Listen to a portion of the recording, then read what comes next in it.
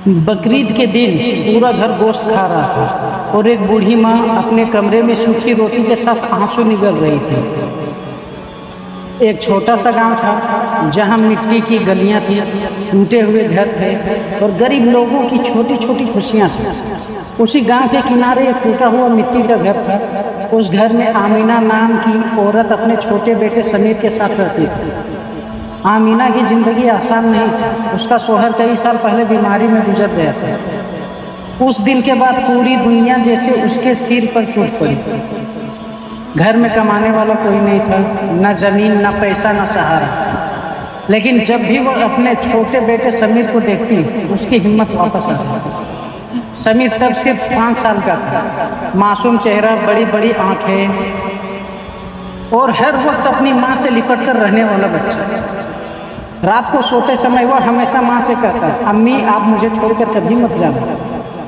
Amina उसे सीने से लगाकर रो पड़ती। माँ अपने बच्चे को छोड़कर कहाँ जाती है बेटा?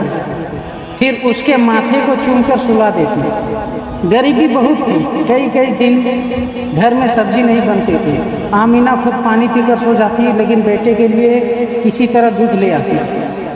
सुबह अजान होते ही वह उठ जाती, पहले नमाज पढ़ती, फिर चूल्हा जलाती और बेटे के लिए रोटी बनाती। उसके बाद लोगों के घरों में काम करने निकल जाती। कभी बर्तन धोती, कपड़े धोती, खेतों में मजदूरी करती। धूप में उसके पैर जल जाते, सर्दियों में हाथ सून हो जाते। लेकिन जब शाम को समीर दौड़कर उससे लिपटता तो उसकी सारी थकान खत्म हो जाती। एक दिन स्कूल से लौटते वक्त समीर दूसरे बच्चों को नया स्वेटर पहने देख रहा था। घर पहुंचकर धीरे से बोला, अम्मी मेरे पास भी नया स्वेटर होता तो अच्छा लगता ना। यह सुनते ही आमीना का दिल टूट गया। उस रात उसने अपना पुराना गर्म शॉल बेच दिया जो उसके शौहर की आखिरी निशानी थी। अगले दिन वह बेटे के लिए नया स्वेटर लेकर आया। समीर खुशी से उछल पड़ा, अम्मी आप दुनिया की सबसे अच्छी माँ। आमीना मुस्कुरा दी, लेकिन उसी सर्दी में वह बिना शॉल के कांपती रही। धीरे धीरे सर्दियाँ और बढ़ने लगी। ठंडी हवाएं घर के अंदर तक आने लगी। छत टपकती थी, दीवारों में दरारें थी और घर में सिर्फ एक पुराना पतला कंबल था। एक रात बहुत तेज बारिश हो रही थी। बाहर हवा इतनी तेज चल रही थी कि दरवाजा हिल गया। छोटा समीर ठंड से कांप रहा था। उसके होंठ नीले पड़ गए। आमीना घबरा गई। उसने तुरंत पूरा कंबल बेटे के ऊपर डाल दिया और खुद दीवार के सहारे बैठ गई। पूरी रात वह ठंड से कांपती रही। उसके हाथ बर्फ जैसे हो गए। लेकिन हर थोड़ी देर बाद वह बेटे के सिर पर हाथ फेरती और कहती, हो जा मेरे लाल, मुझे ठंड नहीं लगने दूंगी।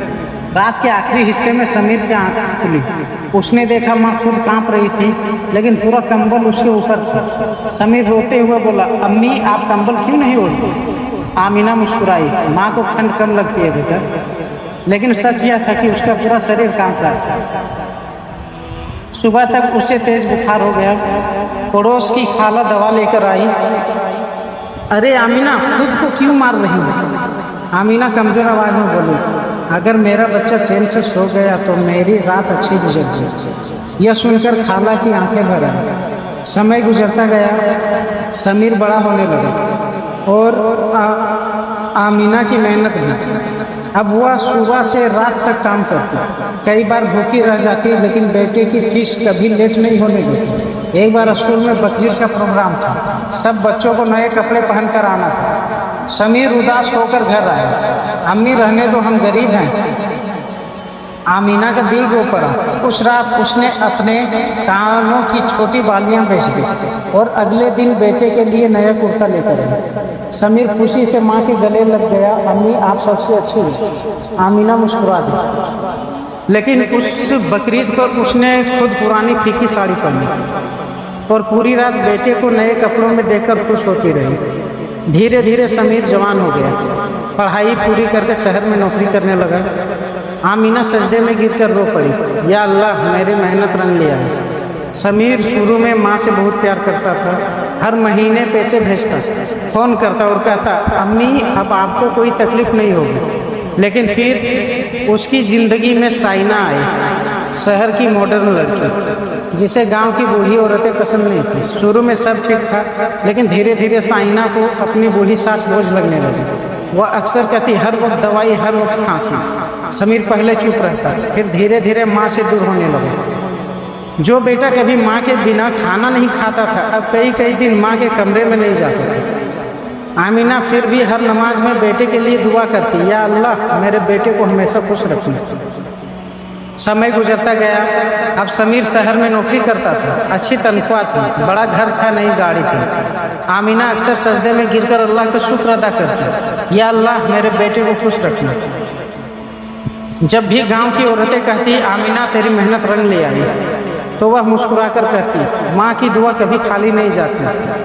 लेकिन धीरे धीरे सब बदलने लगा। शादी के बाद समीर अपनी नई जिंदगी में व्यस्त हो गया।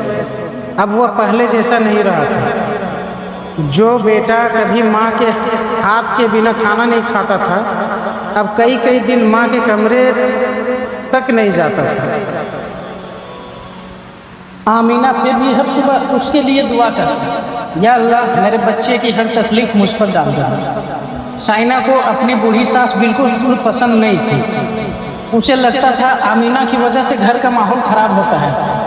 वह अक्सर समीर से कहती, हर वक्त खांसी, हर वक्त दवाई, मैं परेशान हो गई। समीर चुप रहता और यही चुप्पी आमीना के दिल को तोड़ रही थी। फिर बकरीद का चांद नजर आया।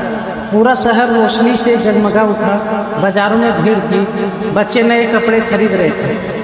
हर घर में खुशियों का माहौल था। आमीना भी खुश थी, क्योंकि उसे बकरीद हमेशा से बहुत पसंद थी। उसे अपने बेटे का बचपन याद आता था। कैसे छोटा समीर बकरीद की रात सोता ही नहीं था, बार बार पूछता, अम्मी सुबह कब होगी, और सुबह नया कुर्ता पहनकर खुशी से उछल पड़ता। आमीना उसकी हर खुशी देखकर खुद खुश हो जाती। एक बार तो घर में सिर्फ थोड़ा सा गोश्त आया था, लेकिन आमीना ने पूरा गोश्त बेटे की प्लेट में डाल दिया। पड़ोसन ने पूछा, अरे आमीना तू खुद नहीं खाएगी? वो हंस पड़ी, मेरा पेट तो बेटे के खाते देखकर भर जाता है। और खुद उस दिन सिर्फ रोटी खाकर सो गई थी। लेकिन आज सब कुछ बदल चुका था। बकरीद की सुबह घर में खूब रौनक थी। कुर्बानी हुई, रिश्तेदार आए, किचन में तरह तरह के पकवान बनने लगे। गोश्त की खुशबू पूरे घर में फैल गई। आमीना अपने छोटे कमरे में बैठी मुस्कुरा रही थी। उसने सोचा, आज मेरा बेटा जरूर अपने हाथों से मुझे खिलाएगा। वह बार बार दरवाजे की तरफ देखती, शायद समीर आएगा और कहेगा, अम्मी पहले आप खाइए। लेकिन समीर मेहमानों में बिजी थी। उधर किचन में साइना गुस्से में बोली, इतना महंगा गोश्त है, सबको बांटते रहोगे क्या? समीर चुप रहा। साइना फिर बोली, अम्मी जी को दाल दे देना, उन्हें क्या फर्क पड़ेगा। यह बात दरवाजे के पीछे खड़ी आमीना ने सुन ली। उसकी आंखों से आंसू निकल पड़े। उसने धीरे से दीवार पकड़ ली। उसे अपना वही छोटा बेटा याद आने लगा, जो गोश्त देखकर खुशी से उछल पड़ता था, और वह खुद बिना खाए उसका पेट भर देती थी। आज उसी बेटे के घर में उसके लिए गोश्त का एक टुकड़ा भी भारी लग रहा था। रात हो गई, पूरा परिवार हंसते हुए खाना खा चुका था। रिश्तेदार तारीफ कर रहे थे, वह साइना क्या शानदार बिरयानी बनाई है। लेकिन उसी घर के एक छोटे कमरे में आमीना अकेली बैठी थी। कुछ देर बाद उसके सामने एक छोटी प्लेट रख दी गई। उसमें सिर्फ दाल और सूखी रोटी थी। आमीना प्लेट को देखती रही। उसकी आंखों से आंसू टपक कर रोटी पर गिरने लगे। लेकिन फिर भी उसने आसमान की तरफ देखकर कहा, या अल्लाह मेरे बेटे को हमेशा खुश रखना, और खुद रोते हुए सूखी रोटी खाने लगी। उस रात आमीना अपने छोटे से कमरे में अकेली बैठी थी। कमरे की दीवारें पुरानी थी। छत से हल्की ठंडी हवा अंदर आ रही थी। उसके सामने दाल और सूखी रोटी की प्लेट रखी थी, लेकिन उसका हाथ खाने की तरफ नहीं बढ़ रहा। उसकी आंखों के सामने बार बार अपने बेटे का बचपन घूमा। वही छोटा समीर जो बकरीद के दिन सुबह सुबह उठकर खुशी से चिल्लाता था, अम्मी गोश्त बन गया क्या? और आमीना हंस पड़ती थी। वह सबसे अच्छा टुकड़ा बेटे की प्लेट में रखती और खुद हड्डियां वाली बोटी से काम चला लेती। आज उसी माँ के हिस्से में सिर्फ सूखी रोटी आई थी।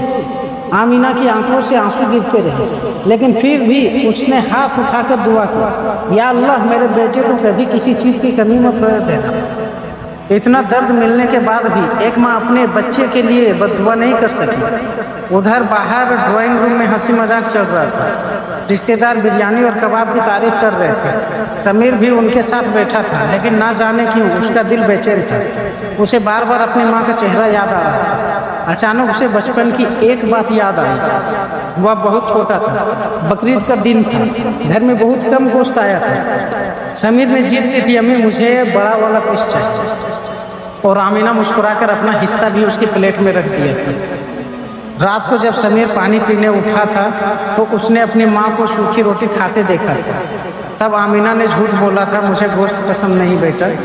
और आज इतने साल बाद वही मंजर फिर सामने था। समीर का दिल घबराने लगा। वह अचानक उठकर माँ के कमरे की तरफ चला गया। दरवाजा थोड़ा खुला था। अंदर का मंजर देखकर उसकी सांसें रुक गई।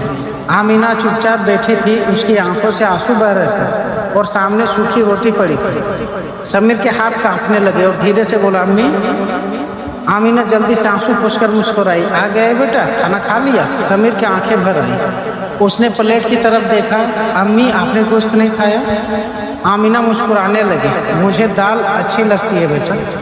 यह वही झूठ था जो उसने सालों पहले बोला था। समीर अब खुद को रोक नहीं पाया, उसकी आंखों से आंसू बह निकले। वह माँ के कदमों में बैठ गया। अम्मी मैं बहुत बुरा बेटा बन गया। आमीना घबरा गई। अरे नहीं बेटा। लेकिन समीर जोर जोर से रोने लगा। जिस माँ ने खुद भूखे रखकर मुझे खिलाया, आज उसी माँ को मेरे घर में गोश्त नहीं मिला। आमीना की आंखें भी भर आई। उसने बेटे के सिर पर हाथ फेरा। माँ अपने बच्चे से हिसाब नहीं करती बेटा। यह सुनते ही समीर टूट गया। उसी समय दरवाजे पर खड़ी साइना सब सुन रही थी। उसके हाथ कांपने लगे। पहली बार उसे एहसास हुआ, जिस बूढ़ी औरत को वह बहुत समझती थी, वह औरत पूरी जिंदगी अपने बेटे के लिए जलती रही थी। साइना की आंखों से आंसू बह निकले। वह धीरे धीरे अंदर आई और आमीना के कदमों में बैठ गई। अम्मा जी मुझे माफ़ कर दीजिए। आमीना हैरान रह गई। साइना फूट फूट कर रोने लगी। मैं आपकी कुर्बानी समझ नहीं पाई। कमरे में सिर्फ रोने की आवाज़ गूंज रही थी। उस रात पहली बार समीर ने अपनी माँ को अपने हाथों से खाना खिलाया। उसने गोश्त का पहला निवाला माँ के मुंह में रखा और खुद बच्चों की तरह रोका। आमीना भी रोते हुए बेटों को देख रही थी। उसकी आंखों में दर्द भी था, लेकिन अपने बेटे के लिए वह पुरानी मोहब्बत भी थी।